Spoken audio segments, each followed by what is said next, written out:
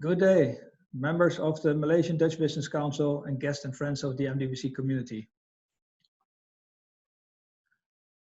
Hi all, how are you doing today? Welcome from the MDBC office. Yes, we're back in the office with a few of us and bringing you this webinar out of the downtown Kuala Lumpur. On behalf of the MDBC team, I'm Marco, and yeah, again, welcome. Wherever you are, I think this afternoon we're welcoming members and guests from Malaysia, from Singapore, and we also would like to wish a good morning to a few guests, member guests that are logging in from the Netherlands. Thank you so much. We have a great audience today with top management, finance and HR management, so we're looking forward to a great session today. More than ever, over the past nearly 3 months, our MDBC team has been working around the clock to bring you all relevant information on COVID-19 and MCO, and to make sure that we can continue our engagement by bringing our community together. You have been following our often daily emails and announcements on webinars. We really appreciate to see you here with us online.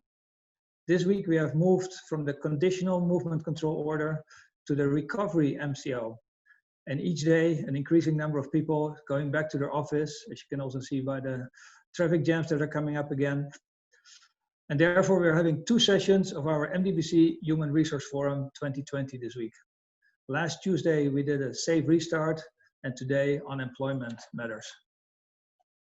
Before we start the webinar, let me take you through our house rules and announcements. We are pleased to announce that today's speakers will make their presentations available.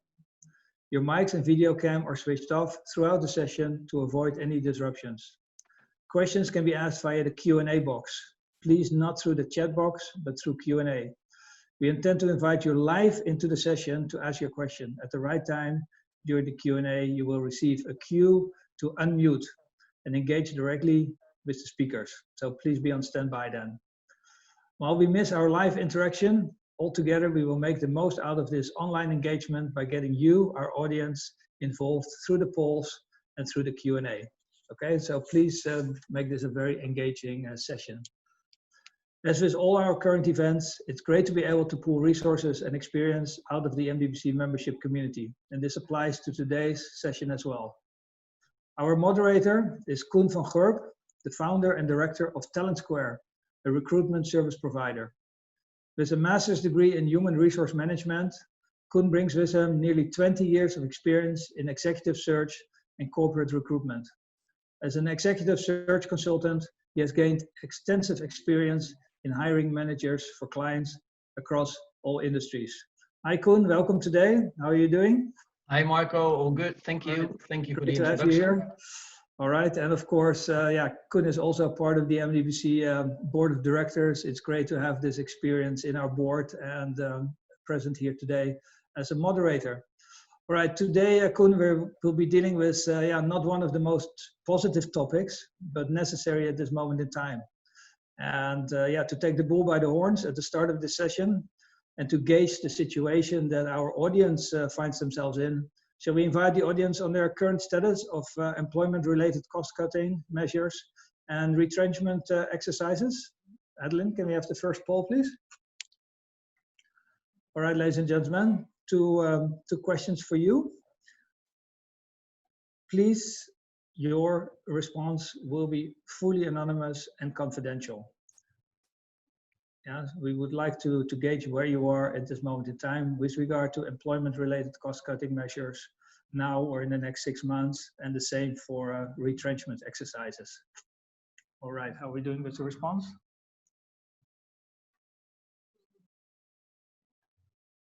All right, we hope that you will participate. So our speakers today know a little bit where you are in this current situation. All right, let's make this a 5, 4, 3, 2, 1. Thank you. All right, Koen, over to you. The results will be on your screen very shortly, and then it's your call from now. Thank you. Yes, thank you, Marco. Welcome everyone again to this webinar. While we wait for the results, let me briefly tell a bit more about TalentSquare, and then I'll address the poll results later. So we are a regional executive search firm based out of Malaysia. We work for clients across industries, but specialized for clients in oil and gas, chemicals, and manufacturing, specialized in senior management recruitment. As you can see already, the poll results have come out already. I was fearing worse, to be honest. So looking at these results, yeah, still a lot of companies are indeed considering retrenchment exercises. I was definitely expecting that, but the number is maybe not as high as I was fearing. So either way, yeah, I think this is a very relevant topic to cover. And I'll be brutally honest, it's definitely not my most favorite topic. I much rather talk about HR development, talent management. But unfortunately, the reality of today is that retrenchment is definitely a hot topic. And the MDBC thought it was yeah, very wisely to do a webinar on this topic. Yeah, to help members yeah, through these exercises. So a bit of background. Obviously, the COVID pandemic has had a huge impact on the global economy, and the Malaysian economy is not an exception. The chairman of the Employer Federation estimated that as many as 2 million people might lose their job as a direct result of the pandemic. And I can imagine that these numbers could be higher, especially once some of the wage subsidy programs in 6 months' time from now might end. So again, yeah, it's a very relevant topic to have. And so our goal with this webinar really is that if your company needs to go through a retrenchment exercise, at least you can make sure to do it in a proper way. We really feel that that is essential. So our first presenter, Esther Ong, will talk about the process of retrenchment and what steps companies need to take to go through this retrenchment exercise. She will also highlight an alternative to retrenchment, which will of course be favorable. And yeah, with her legal background, she will definitely give a lot of information on the legal aspects of retrenchment. Our second presentation, Ms. Sree will share her experience on ways to support employees who remain in an organization. And this is something that I really want to highlight also to our audience today. From my experience, many companies focus their time and effort in this time on the retrenchment process and cost-cutting exercises. And at the same time, forget to focus on those who remain behind. And obviously, it's essential that for the staff that remains behind, that they are ready, motivated and engaged to bring up the business up again. So I think this is a very valid topic that Sree will bring up, and she'll also briefly touch on how to retrain staff. So I would now like to present the first speaker. We can already see her on screen. I'm just going to read this up if you don't mind. Esther Ong is an experienced lawyer and a founding partner of Messrs. Esther Ong, Tengku, Saiful, and Sree, which was established in 1999. She has a passion for providing legal advisory services for companies from their setting up and through their different life cycles.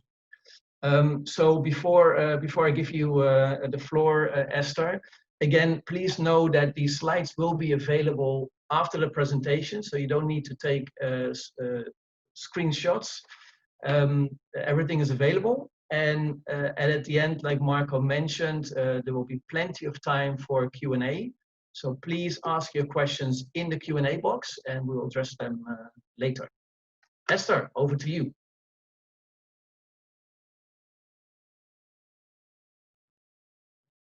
Thank you, Kun. Yes. Good afternoon, ladies and gentlemen. Yeah, let me share my screen. Okay, yes. Can everybody see? Yeah, good. Okay. Well, as what mentioned just now, okay, retrenchment is definitely not a very good topic to discuss, okay, but it's definitely essential at this moment. So before I proceed further, perhaps I just want to give a very legal definition first. Then it's good to have a poll question later on. Yeah, but let me just explain to you what is retrenchment in accordance to law. But do you know or not? Actually, under the Act, that is the Industrial Relations Act 1967, it does not actually specifically define retrenchment. Hence, actually, we need to go to the case law to find out what retrenchment actually means. So in this case of William Jacks and Co. M. Sremberhat versus V.S. Balasingham, our Gopal Sree Ram, okay, gave the meaning of retrenchment. And it means that the discharge of surplus labor or staff by the employer for any reason whatsoever otherwise than as a punishment. So what it actually means, okay, this sounds very legal, okay, what it actually means is that, okay, you cannot actually terminate someone just because you want to punish that person by way of retrenchment.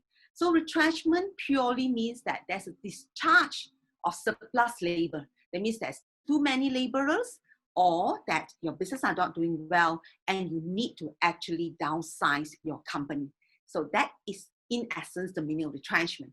But before I go further, shall we just have a poll question so that y'all can actually gauge how much you know, and then you can actually find out the answer as I go along.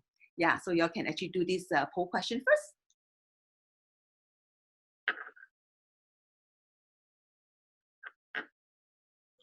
How is it? Is it okay? Yeah. 5, 4, 3, 2, 1, go.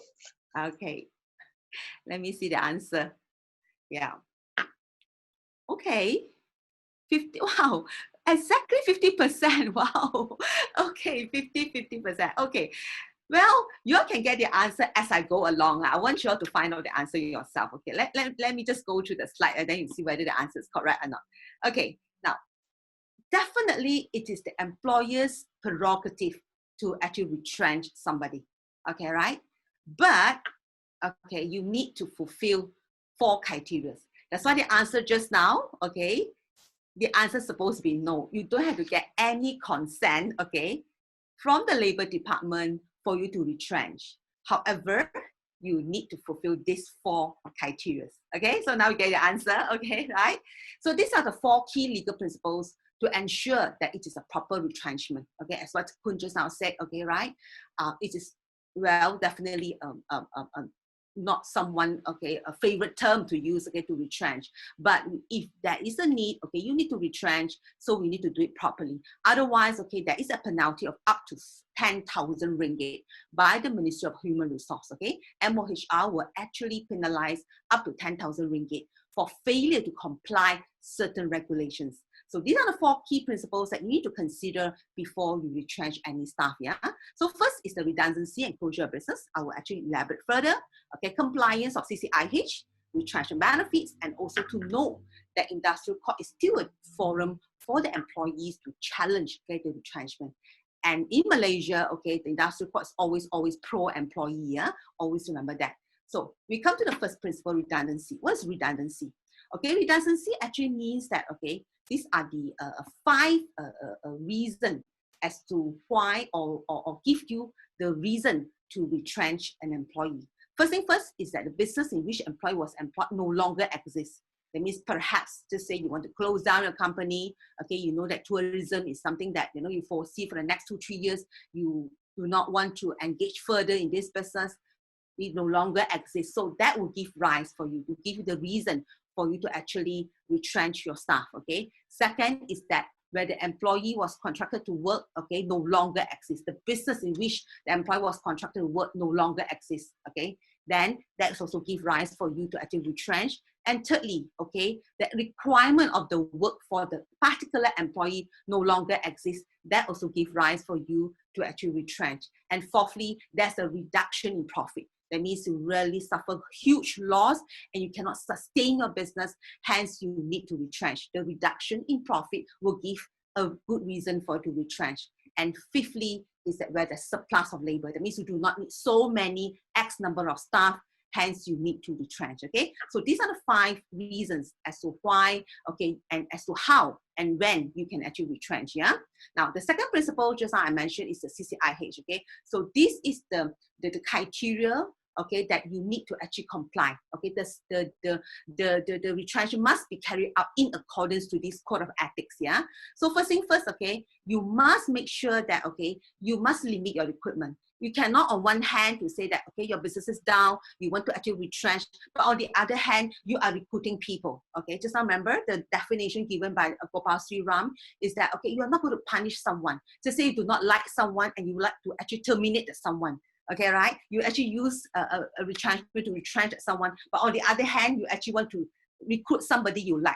So that is definitely not in compliance of CCIH, okay? So you need to limit our recruitment, you need to restrict on overtime work, you cannot actually allow other staff to work overtime and they can claim overtime. You need to restrict the number of days of working, you need to even reduce the number of shifts of days of working, you need to reduce the hours of working, and in fact, fifthly, in fact, this is actually what we call the exercises that must be done, okay, prior to retrenchment. That means you try to retrain your staff, okay, before you retrench them. In fact, I have a client whereby they are actually doing education, okay. So they have actually so many lecturers who are very faithful to them, working for them for the past 20, 30 years, okay. But they are not familiar with all this online kind of training and online kind of learning and teaching, because in, you know, with all the MCO, with all the CMCO, they have no choice but to actually conduct their lessons and the classes via this kind of Zoom meeting. But certain staff, even though they retrain them, they are unable to use this technology to lecture. So in that circumstances, okay, they have no choice but to retrench those staff who is unable to be retrained.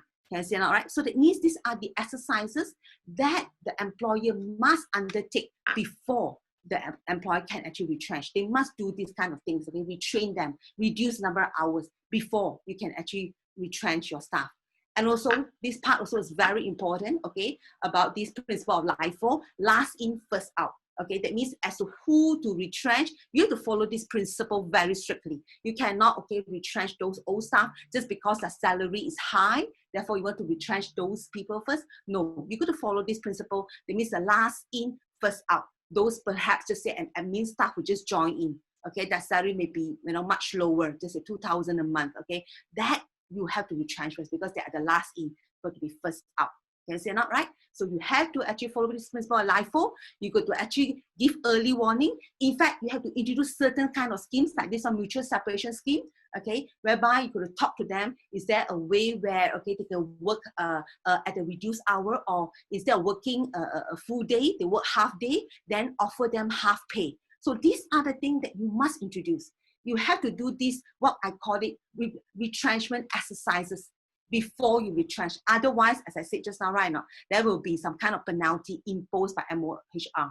Okay, so you need to give early warning, you need to give this MSS, you need to even, okay, the retired workers, let them talk to the retirees that perhaps, you know, they are the one who actually be retrenched first, and as opposed to those who are not reaching retirement age, okay? And also, you need to assist them in job searching. So like, you know, perhaps who is in this talent search, okay, you still need to actually help them, help your staff that you're going to retrench to in fact find jobs, okay, right?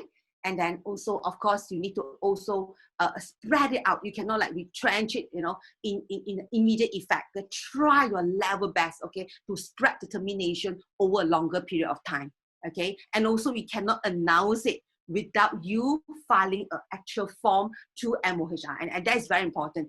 Failure to file the notice PK1 form to the Ministry of Human Resources, that's what I said, okay? It will attract even up to 10,000 kind of penalty.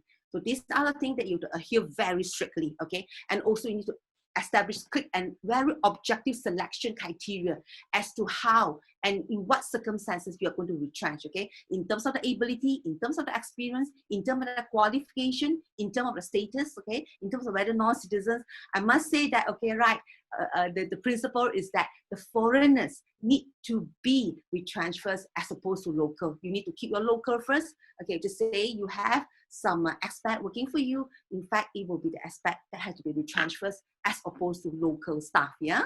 That is the principle laid down by CCIH just now. Okay, before I proceed, okay, right, let us have another poll, okay, to see, to gauge, you know, to just have some interaction, okay? Yeah, again, a quick one, a yes or no answer. Yeah, so just do a quick poll to see whether you need to give any benefits to the staff when there is no provision in the agreement. In the letter offer, there's no provision. Do you need to give them retrenchment benefit? Yes or no? Okay, let us see the results. Marco, you want to do the 5, 4, Yep. 3, 2, 1? I'm just getting there, Esther. 3, 2, 1.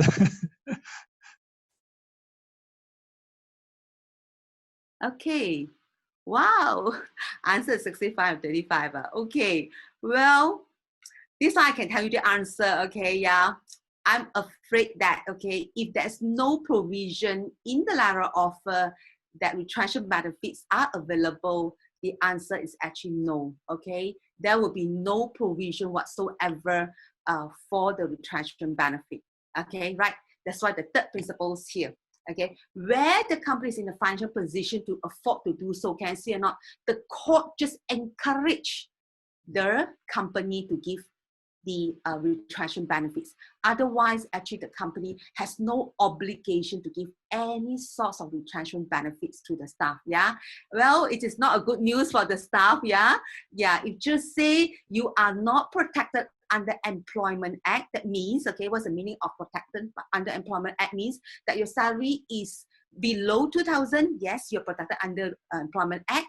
Or you are a blue collar manual workers. That means, you know, your work is such that, you know, it is a manual type of work. Okay, then you fall under Employment Act.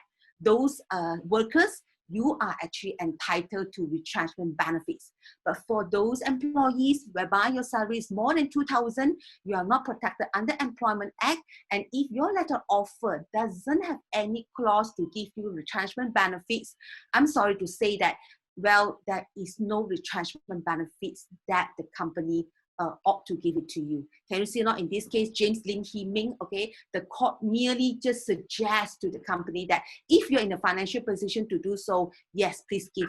Otherwise, frankly speaking, it is not necessary. Can you see not in the context of good industrial relations practice? In fact, more of just a court giving a suggestion to the company to give.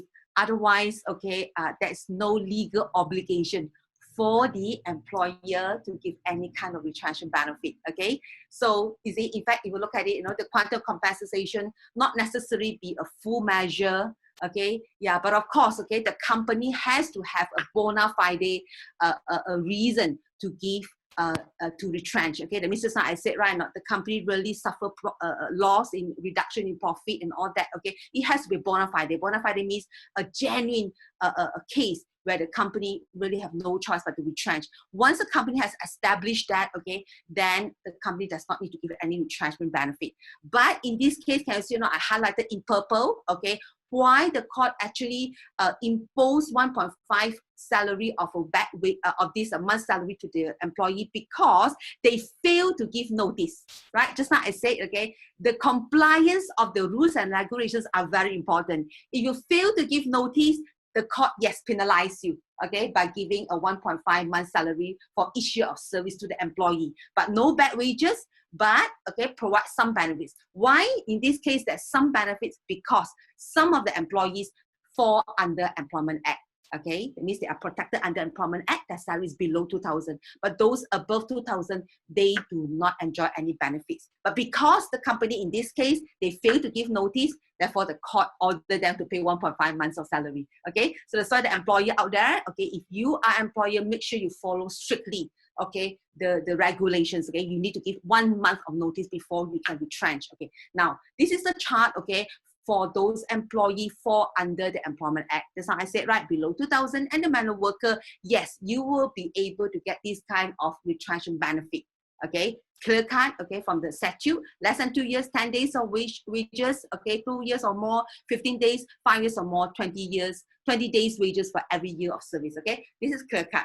But can you see, you know, in this case, Dr. H.C. Huang Consultancy Engineers clearly state that, okay, for employees not covered under the Employment Act, there shall be no retrenchment benefits at all. Okay, yeah, of course, if your contract says so, then you will be entitled. Otherwise, you have no retrenchment benefit at all, yeah? Okay, now we come back to the fourth principle. Remember, there are four principles that you must bear in mind when you retrench, okay? This is the fourth and the last principle, and it's very important because the burden of proving, okay, whether your retrenchment is a bona fide retrenchment lies on the employer. So it's very important. That's why employer, just now I said right now, okay, you need to do some kind of retrenchment exercise. You need to try to retrain your staff. You need to try to talk to them, mutual separation scheme, whereby talk to them whether is it okay for you to work half day, then I pay you half pay, but consent must be obtained from them. If they do not agree to work half day, then you cannot. Okay, just reduce their salary by half. Okay, so all these exercises must do properly because the burden of proving that your retrenchment is a bona fide one lies on you. Yeah, okay.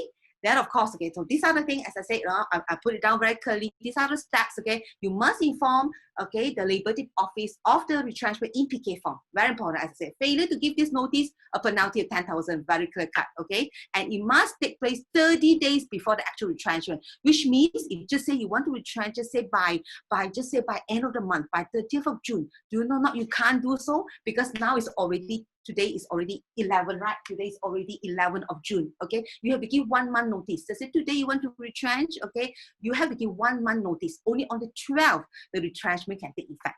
12th July, that the retrenchment can take effect because it takes 1 month, okay? You need to give 1 month notice. Then the PK form must be properly notified to the Labour Department, but you do not need to give any, get any approval, right? Just now my poll question, right? You don't have to get any consent from the Labour Office, okay? And then failure to submit will attract a penalty of 10,000, okay? Right, now, just now, I said, right, there's alternative to it, okay? Just now, it's done with all the retrenchment, okay? These are all the exercises and all the principles you need to know for retrenchment. But what is the alternative to retrenchment? One very good alternative to retrenchment, which is not stated in any statute, okay, is what we call this temporary layoff, okay? It is not in statute, okay, but it is in some case law, and this is one of them. Dunlop Malaysian Industries Berhad, okay, versus Dunlop Malaysian Industries Employees Union in 1982, way back, okay, in 1982, they already have this exercise of temporary lay them off. That means instead of go for retrenchment, that means you don't have to follow the PK form and then strictly adhere to the guidelines, okay? You don't have to, you just have to talk to your employees to temporarily lay them off. That means tell them that, look, okay, perhaps in tourism industry, you know that for the next perhaps 3 months, okay, there'll be no business. So talk to them. If they are agreeable to just not working for 3 months and not receiving any pay for 3 months, means you are temporarily lay them off. In such a circumstances, it is not a retrenchment. It is called a temporary layoff. Can you see not? The court took cognizance in this case that there is such a collective agreement that the union in Dunlop, Malaysia, they can actually do such thing. They can actually temporarily lay off their staff, okay? But in fact, if you look at it, the court held that, okay, the employment contract or the collective agreement say so. That's why they can do so. So what you need to do is that you got to go back, okay, to see your staff employment contract to see is there such a clause. If you don't have such a clause, then of course, too bad. You cannot rely on the contract. Then you go on to the second point. Then you need to what? You need to really talk to them and get and negotiate with them to actually get the consent to temporarily lay them off. Only in these circumstances that you can temporarily lay them off, okay? Otherwise, okay, otherwise you are unable to do so, yeah? Okay, then if you look at it, yeah, if you look at, hold on, why is that, okay, hold on. Okay, so if you look at this case, yeah, if you look at this case, Johor Plywood Manufacturing Company, okay, the court actually allow, okay, this temporary layoff, okay, because, okay, there is an agreement, okay? There is a proper agreement that really allow the company to temporarily lay off those staff, okay? And of course, the company just have to pay them 4 days wages, because all these are properly written down in that agreement. The agreement says that the company can actually temporarily lay them off, and the company just have to pay them 4 days of wages. Okay, can you see now? So that's why all this boil down to agreement. If the agreement says that you can actually temporarily lay them off, very simple. If cannot, you can negotiate with them. Okay, and in fact, if just say they do not agree, okay, then of course the question is that can COVID-19 be considered special circumstances? Because in this court case, okay, the court allow to vary the agreement upon special circumstances. So well, if just say you really have no choice and you do not want to offer a retrenchment, you can go under this temporary layoff under these special circumstances of COVID-19 pandemic. Okay, right? So I think I'm done. Okay, yeah. So back to you, Mr. Kun. Yep.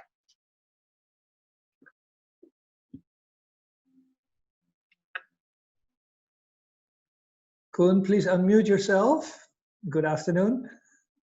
Oh, sorry, I did. Sorry, yeah, I'm back. Thanks a lot, Esther, for sharing. And I think very interesting content. Also interesting to hear about this option for temporary layoff.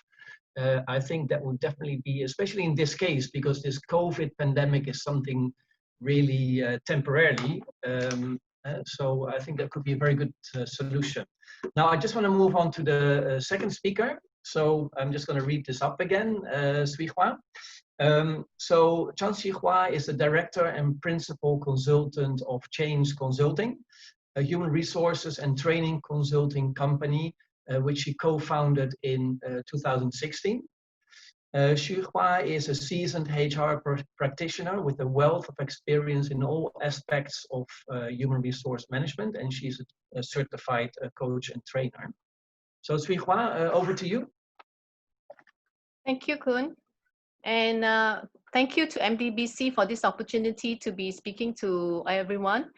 In your opening, Kun, I think you mentioned that very often companies pay little attention or not as much as attention to employees who remain in the company after retrenchment. And I think that's very true. Now, while it is fair and that due attention be given to people who leave the company because their livelihoods are affected. Now, there is a big population of the employees who remain in the organization. Now, this population are the people that we have chosen to stay in the company to propel the business forward. So their contribution is actually very key to the organization. And if we neglect in giving them the necessary attention, it is actually quite detrimental to the future of the company. So I'm going to spend the next few minutes, hopefully 10-15 minutes, to share some experience about what could be some of the strategies that companies can employ to get employees very quickly back on their feet, their morale's high again, to focus on what lies ahead.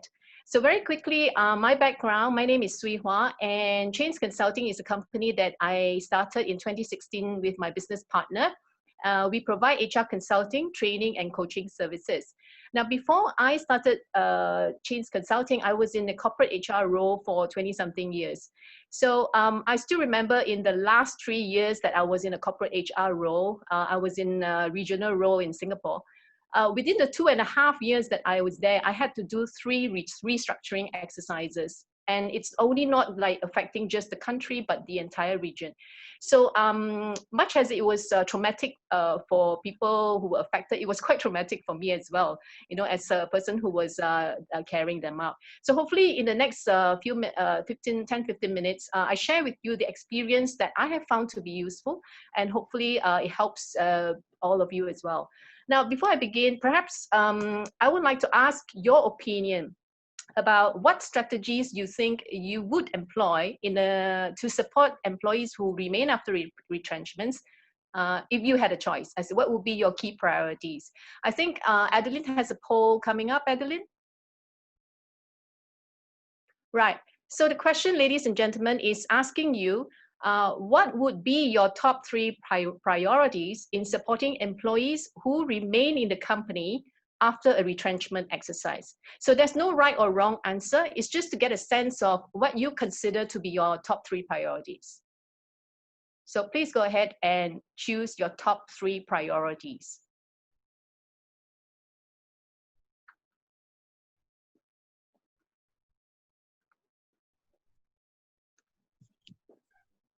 I think we made a technical mistake here. The audience can only click one answer.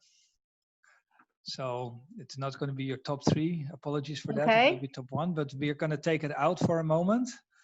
And then immediately we bring it up again with the opportunity to click 3 answers. Just a moment, please. Okay.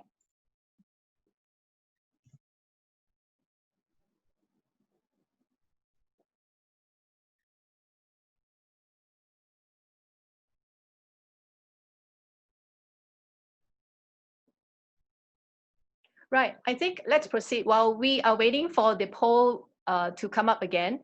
Yeah, so let me just talk through, let me just introduce to you this model. Now, some of you may be familiar with this model, which is called, it's called different names. It can be called a Sarah change curve, or just a change curve, or a change transition curve. So what it says is that, first of all, the origin of this curve. In the 1960s, it was developed to explain the process of grieving. You know, somebody loses a dear one, you know, these are the emotions that one goes through. But over time, this model has been adapted or by change management gurus. So in today's, in recent times or current times, this model is usually used in managing change. So you can see here that in this model, there are 2 axes. In the x-axis, there's time, and in the y-axis, there's morale. So what it says that, you know, in a major change, employees or people go through significant change in emotions as well as time goes by. So the initial emotion you can see is that it's shock. All right, from very high morale, once they experience a shock because of a significant change, they then move on to the next phase of the emotion, which is anger. Upon hearing the news or the realizing the change, from shock, one is likely to move to anger, being very angry with what they have heard. And as time goes by, you find that people may even reject the change. All right, and you can see the morale of people start dipping as well. Now, it will take time before people who are affected to get their emotions back up and then get the level of acceptance up. And that's when you can probably see a peak in morale, a pickup in the morale. And finally, the final phase is, of course, when they start to see this change can work and it's for the better, then, you know, they move on to a phase where we call hope, where the morale can eventually be perhaps at a level that was before. So I'm going to use this model to explain the emotions that people go through in the retrenchment exercise, and how we as senior leaders, whether you are in HR or senior leadership or even people managers, what we can do to support people as they move through this change.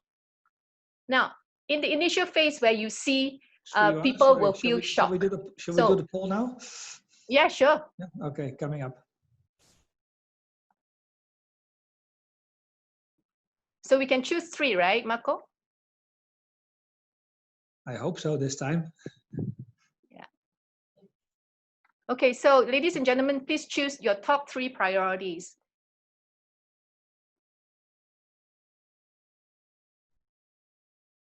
Okay, and we'll wait for the results.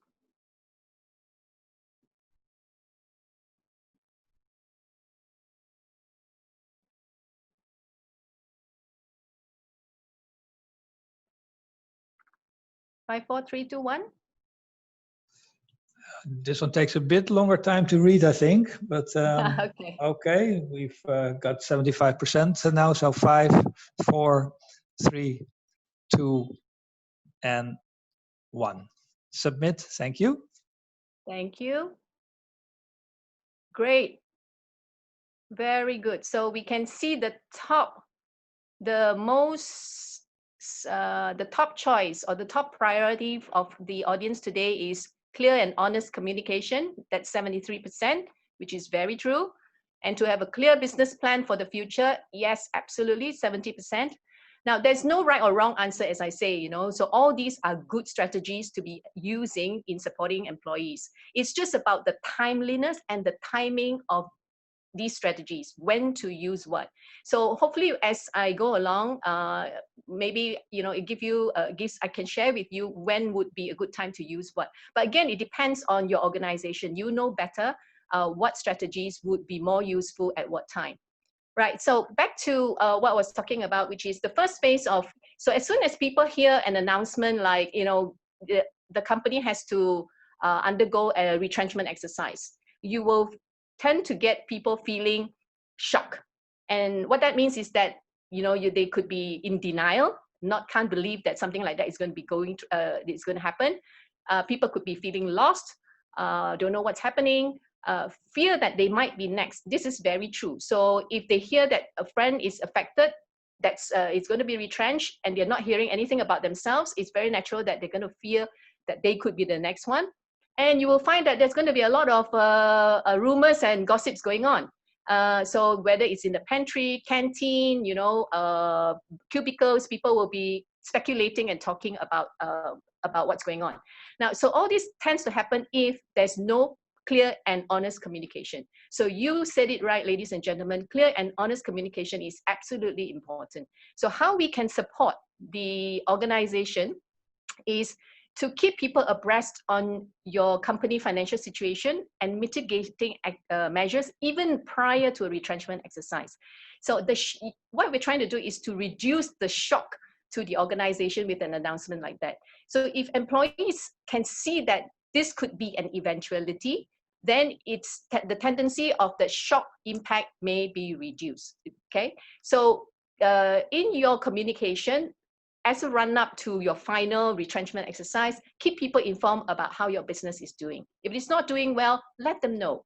Now, and finally, when you do have to make a communication about retrenchment, it would be very useful for employees to understand what are the reasons for this decision. What has made it absolutely imperative for the company to go through an exercise like that? And how will the business change? What will be the new organizational structure? Because when a retrenchment exercise happens, we are reducing the number of people, and obviously maybe even manager positions or leadership positions may be reduced as well. Therefore, people would want to know where do they fit in, who do they report to? Those are very key questions and personal questions. So in the general communication, it's always good to include words of assurance, telling people that, you know, the process is fair and that people who are affected will be taken care of. So so that they, they can reduce their fears about who's going to be next. Now, as soon as the general communication has gone out, it is always useful to hold team or one-on-one meetings. So this is where, ladies and gentlemen, your people managers and supervisors need to be trained on how to hold these kind of more personal communications. Not everyone has that skill to do so, because what they have to do is to be able to explain clearly what's the impact of the exercise, how does it impact the team, what roles will change, and how reporting lines will change, and what's going to happen when. All right. Now, the best advice I can give people in the initial announcement is to stay close to the people, to stay close and be present. There's this also debate about when is the best time to make announcements like this. So you hear HR people saying, don't leave this kind of announcement to a Thursday or Friday, where, you know, if you make an announcement on a Friday, something like this, and people will not be, and we go straight away into the weekend, people will not be able to get feedback, or they can't get airtime with their immediate supervisors or managers. So for me personally, the best time is like middle of the week. If you do an announcement like that in the middle of the week, there's still time for for employees to engage with their supervisors or managers to understand what's going on before they then go into the weekend where they can chill and think about what has just gone on. Okay. Now, the second phase, now after the initial shock, it's very likely that you get employees getting into a phase where they start to be angry with the decision. Usually happens if they don't see it coming at all. So if they're mentally prepared for it, then it's very likely that this anger may be somewhat lower or reduced. But if it is something that it's very sudden, then you can expect that they will be unhappy. Especially those who are told that they have additional roles, they have additional responsibilities. They're not going to like it very much. And you can expect that they will be speaking very negatively, whether it's openly or privately, right? Now, how you can support is we continue with the general communication. We need to tell people what's going on with the business. Is it getting better? What has happened since the time announcement has been made? Continue with those words of encouragement. We need to check in with employees regularly. Don't let go of those team and one-on-one meetings. Now, you would want to speak to the more vocal ones separately because they are the ones who could be stirring the emotions of others up. Now, if you are in an organization where there are unions, you would want to also engage with union leaders. Of course, the engagement doesn't happen after the announcement. You would want to do that prior as well. It's in fact mandatory for you to do that. Yeah. We want to listen actively to why are certain people being angry. I want to relate a story of my own experience where my own team member, once upon a time when an exercise like that was being done, was being a bit cold towards me, after an exercise because one of the team members of HR was let go. Now, the reason was that she was unhappy was she thought that, the person who was let go needed the job. And it was very cruel of me to have picked her. So now, of course, she didn't voice it out. So she was being passive aggressive. And so it's like through observation, I noticed that she was being cold and I spoke to her and want to find out what's going on. Eventually, it came out that she was feeling sorry for the person and thought that it was very cruel for her to be selected. But little did she know that I actually already had prior conversations with this colleague during, annual performance appraisal exercises. And I know that this person has other plans for herself, career plans. So letting her go was in fact helping her, to pursue her other career aspirations. So now, so our employees, they will not know these things have gone on. But of course, it's not for us to speak about other employees and why they're chosen. It's not for us to share such confidential information with them. But it's always good to understand why people are feeling the way that they are, right? Now, so the advice here is always in the anger phase is to show empathy. Much as we like to overcome anger with more like dominance or superiority, it's much, much better to show empathy in a time like this. Now, the third phase is when you start to see people rejection. Remember the people who had additional responsibilities? It is very likely they will feel this, that there's a sense of injustice. Why is it that some people get to, be laid or to be retrenched and I have to remain behind and bear all these additional responsibilities?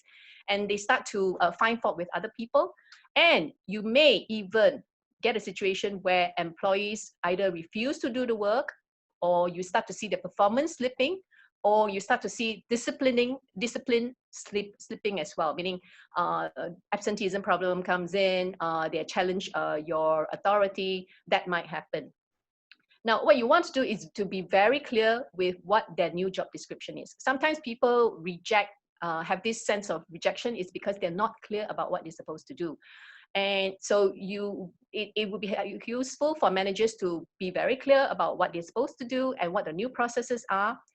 We continue to listen very actively and communicate. So when they bring up their issues, as managers or leaders, we would try and solve those issues. And it's always good to communicate back to them what you have done or how their issues have been resolved. So that gives them a sense of that they have been heard. Yeah. Now, throughout this phase, we need to ensure that people know how to do the new jobs better. Now, if we don't have enough resources internally because you have laid off some key skills, for example, you can always get external training or support from, if you have a regional, other colleagues in the region, you could get people like that to come in and help to provide the necessary training or briefing for people so that they can now, take on their new responsibilities. Now, of course, I would advise always that you be patient, or leaders be patient. However, if employees do not respond positively despite our best efforts, so they are still showing discipline issues or performance is slipping, then we have to be prepared to take the necessary actions, all right, including performance management or discipline management. Now, as time goes on, you'll find that people will start to come to terms with change and they're more willing to experiment. You generally find that their mood starts to pick up. Now, they will have genuine questions about how to do their job. Because, this phase is like, okay, what can I do? I got to accept, I'm staying in this organization. I got to move on. And so, but they would genuinely have questions about how do we do this? I don't know how to do this payroll thing. And so they're not totally trusting yet. Now, so what we could do is this is a time where, again, we need to stay close with employees, making sure that they take some risks, okay, explore opportunities. This is a good time to set clear KPIs and goals, because, they are in the acceptance stage. So they need to be told like what is acceptable level of performance. Now, a lot of the problems come because there are cross-functional issues. So it'll be very helpful if we can help them to resolve some of these issues, which, especially the handoffs from one function, process moves on to another function. That's where the handoffs happen, and that's where sometimes balls drop. So we can help them to resolve some of these issues. We've got to make sure that managers know how to coach employees properly.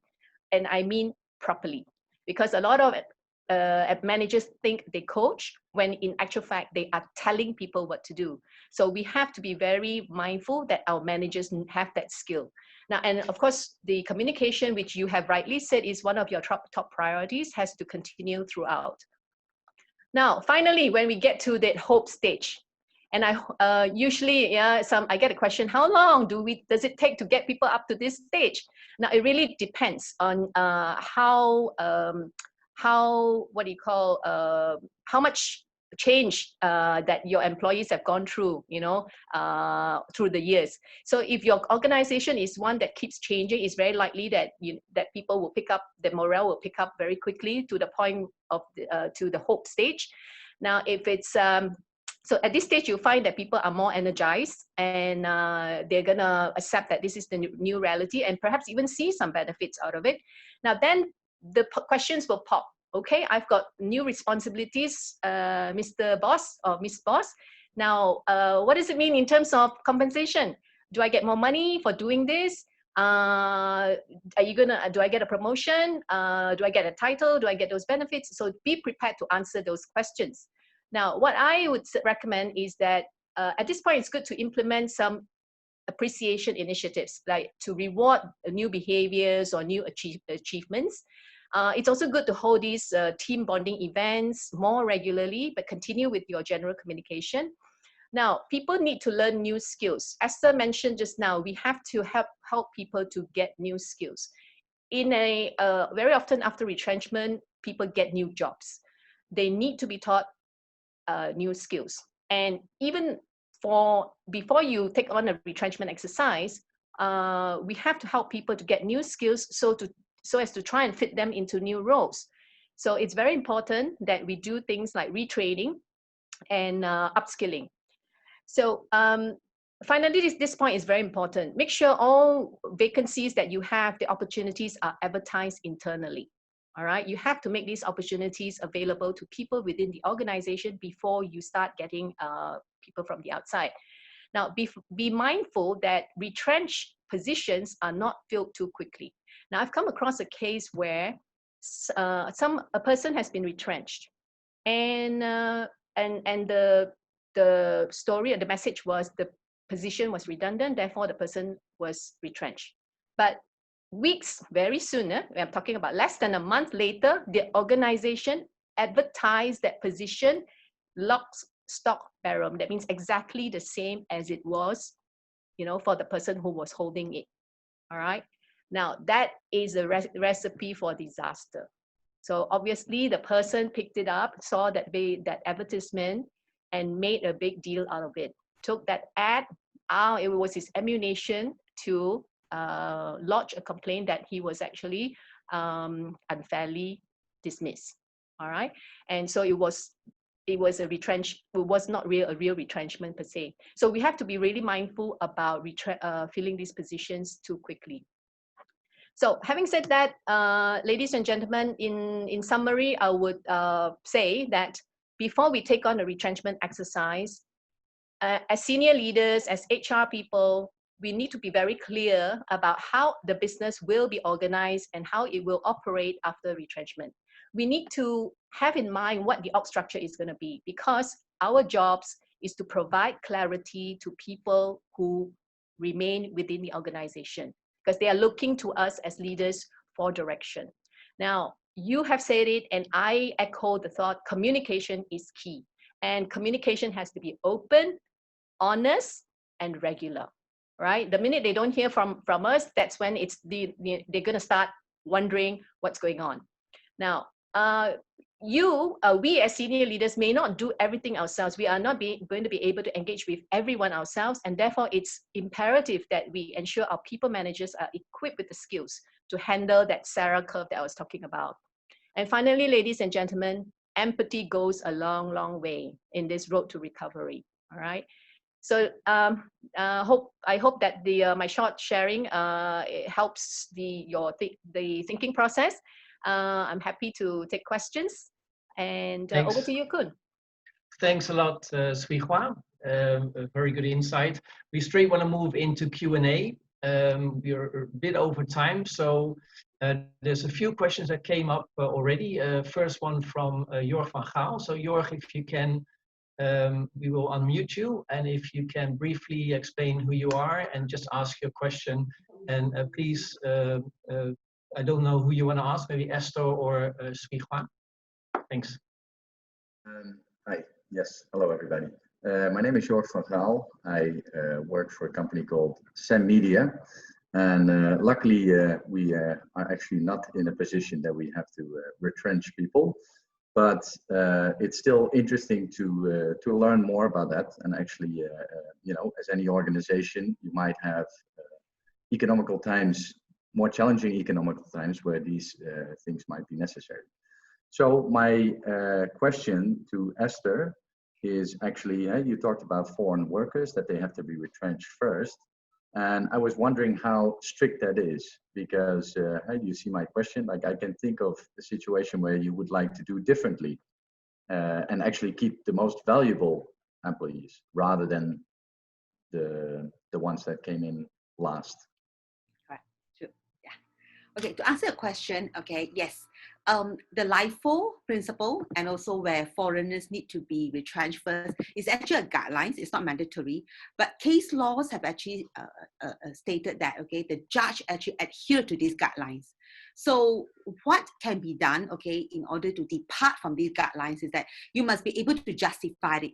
That means there's a good reason. The management must really, in fact, my advice always to write down as to the reason why you need to actually not retrench that somebody. Okay, you must have a proper selection criteria. Okay, so properly minute down as to why, okay, this particular aspect, okay, need not be retrenched because this is needed in order for the business to move on further, and also to, of course, to make the business pick up again. Okay, so as long as all these things are addressed, okay, the employer need to address all these reasons as to why A, B, C need not be retrenched. Okay, if those things are properly minted down, then of course a proper justification is given. Then yes, the employer can be exempted from actually adhering to the guidelines.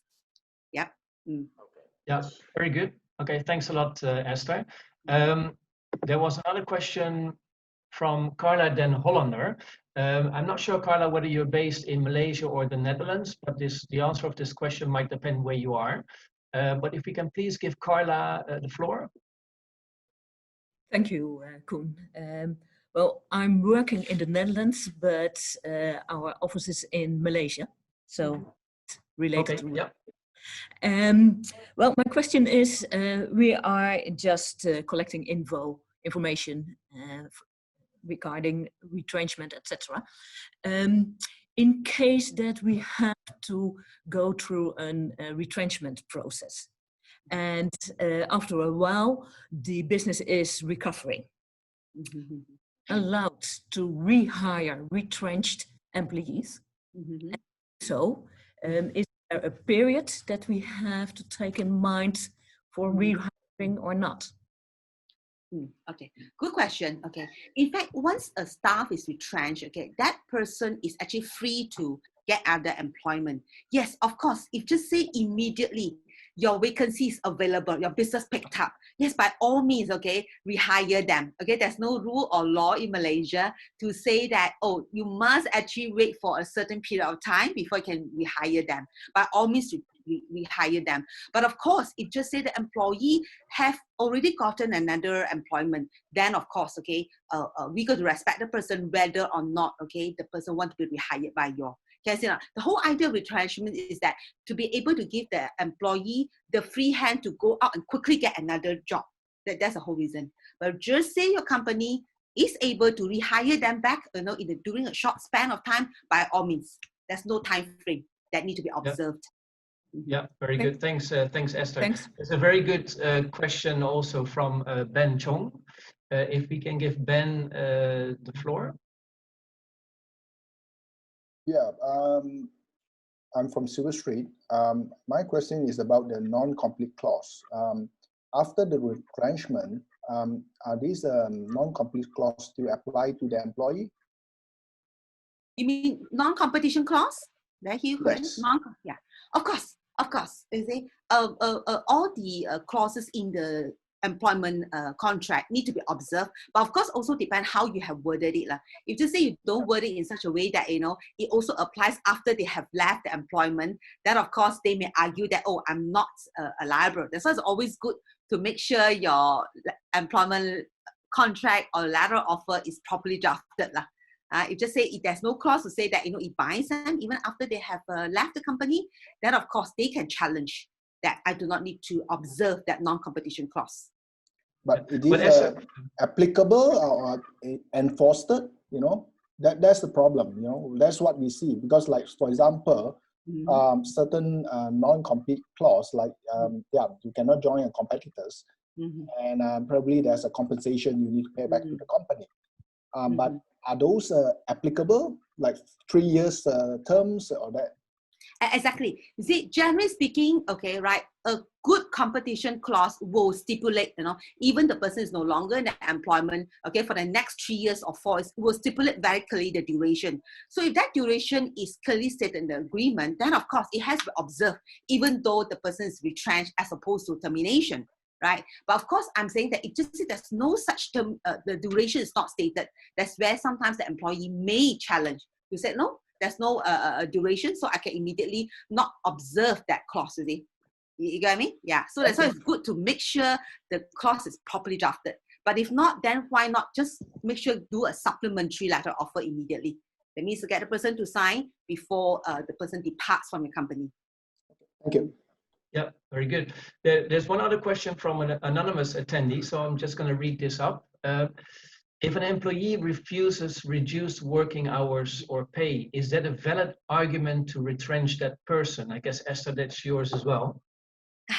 Okay. Well, remember just now I shared in my presentation that there are actually 4 criteria that need to be observed. So doesn't mean that the person doesn't agree to reduce working hours immediately, give you the passport, okay, to retrench a person. It's not. You still need to fulfill the 4 criteria. But of course, when the person is being inflexible, that is actually one factor that you can consider to say that, look, you know, that caused my company to have further loss. And then, of course, you know, you still need to do your other retrenchment exercises that I mentioned, that you try to retrain the person, try to do all that, okay, the four principles, then only you retrench a person. Give notice, 1 month notice, then we can retrench a person. Doesn't mean that immediately the person doesn't agree to reduce salary, reduce working hours immediately. Give it a passport. It's not. You still follow the 4 principles. Yeah, all clear. Very good. One other question from Jorg. And I think this question is probably a question to ask Sree, if you ask me. So if you can please give Jorg the floor again. Yes, hello again. Yeah, so I think we spoke about different guidelines with Esther on like how to, what are the rules and the guidelines for retrenchment. We also spoke about the people that remain, how to deal with them. But yeah, I was also wondering on some best practices, how we deal with, the people who are actually being retrenched. So I don't know if the law stipulates something on that, or what would be a good thing, what companies can do, how to assist, how to help. Oh, that means those who have been retrenched. Yes. Well, the law doesn't say that you need to do anything for them as long as you have properly fulfilled the guidelines, as I mentioned just now. And if just say the contract says that there's retrenchment benefit, please pay them. And if they come under the Employment Act, please pay them according to Regulations 1990 just now, right?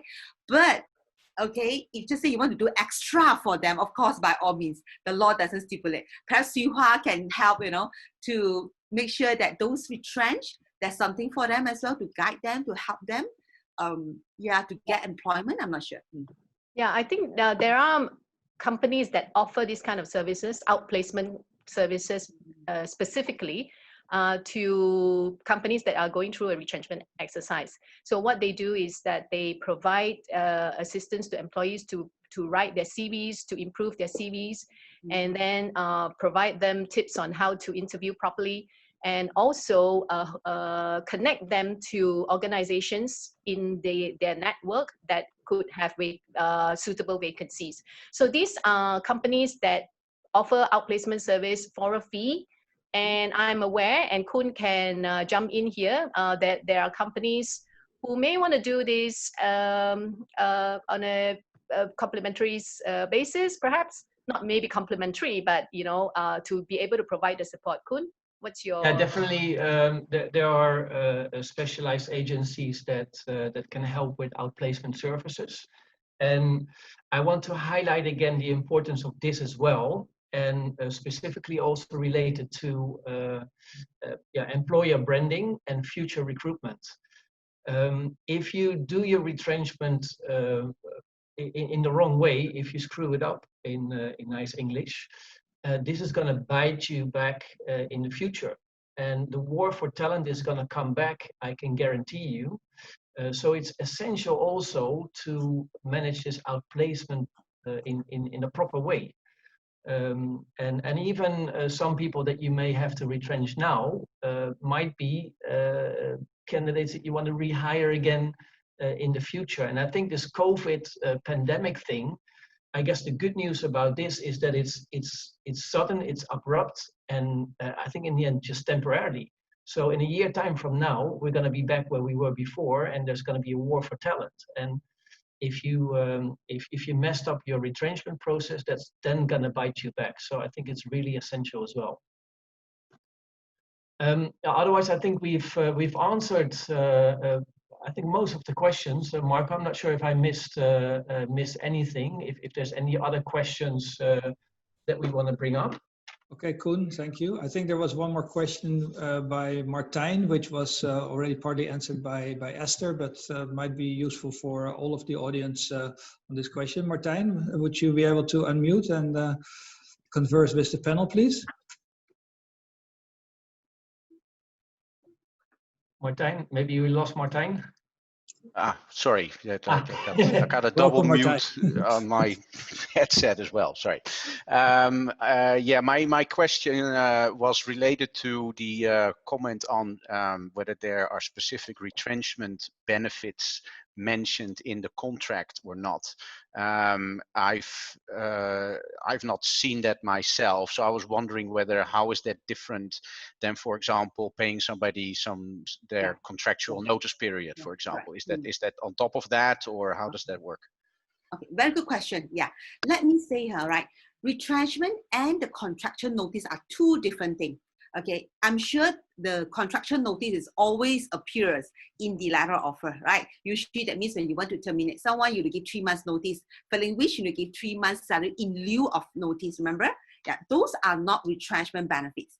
So you don't have to pay 3 months of salary. You just say you need to retrench that employee. You just have to give 1 month notice as required by MOHR, Ministry of Human Resource. So that means if just say you want to let the person go without working for 1 month, then yes, you only need to give 1 month of salary.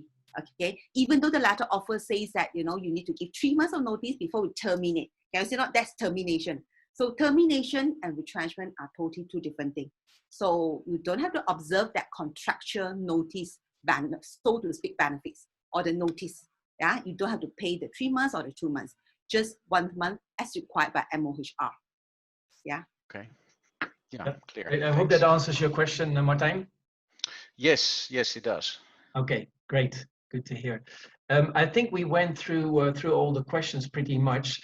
Please, again, reminder, the slides will be available later. And if you still have any questions or any issues, feel free to reach out to the panelists. We'll be happy to help with any issues, really. Marco, do we have anything else, or? We have a lot more, but yeah. From my side mainly, after I request the audience today to give another virtual round of applause for our speakers, Esther and Sree, and our moderator, Koen. Thank you all so much for your input today. And thank you, audience, for your questions. I think it was just nice in timing. Or 10 minutes late. Thank you to these questions. And yeah, that's again for me to thank our speakers and our panelists. But let me make a few announcements in closing. MDBC will, of course, continue to deliver value to you during this RMCO period. After 4 intense webinars in just 2 weeks, I think we'll take a bit of a break, but as you can see, there will be plenty of activities coming up in cooperation with our regional colleagues under the ASEAN Dutch Chamber Network. We're going to have 2 more webinars later this month, one organized by the colleagues in Manila and the other by the colleagues in Jakarta. The Netherlands Embassy will be active later this month with special webinars in the sectors of water and port development. And we will continue with HR forum sessions. We're still looking at topics such as leadership and team building. So plenty of other ways to reach out to you. Okay, what else do I have to say? On the next slide, we have our activity, Move with MDBC. Yes, the gyms are still closed. So, and the pools are still closed. So why not join Move with MDBC? Support you with movements of just 5 kilometers. You can walk, run, cycle. It's not a competition. It's more to support you to continue moving while the gyms are still closed. You can do this in your own time, at your own venue of your choice, and spread it even over multiple days.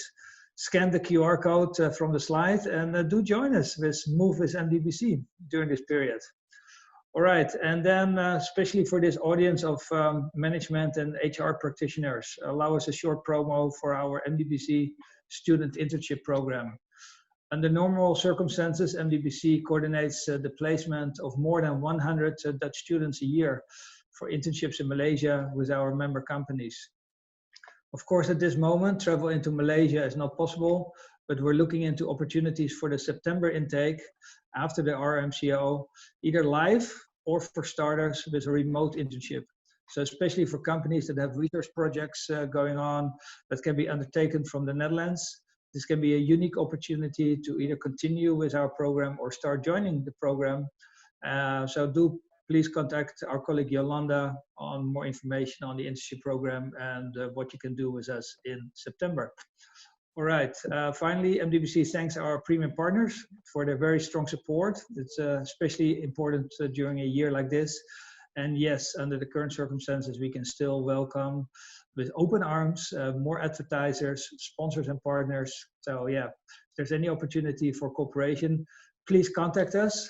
And finally, also to give us some feedback as well as the speakers for today, can we please close with our poll? on how do you perceive the webinar today, both in terms of content as well as the technical setup and the flow. Those are 2 questions. And then if you scroll down, please give the MDBC a report card for this MCO period. We would really appreciate how you have been perceiving our activities and how well we've been doing for you, and how we can together get through this period as well.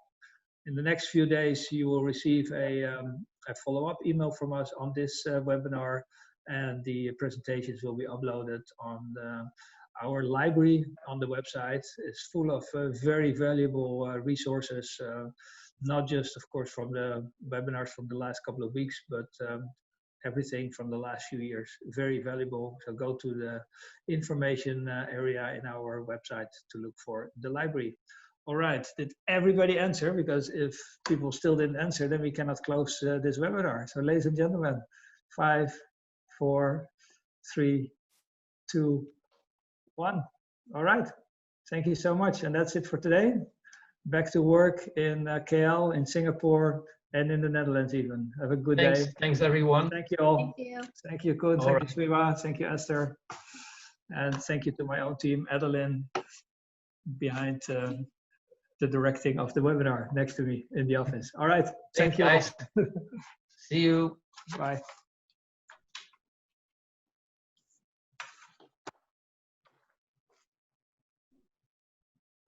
Do we stay on?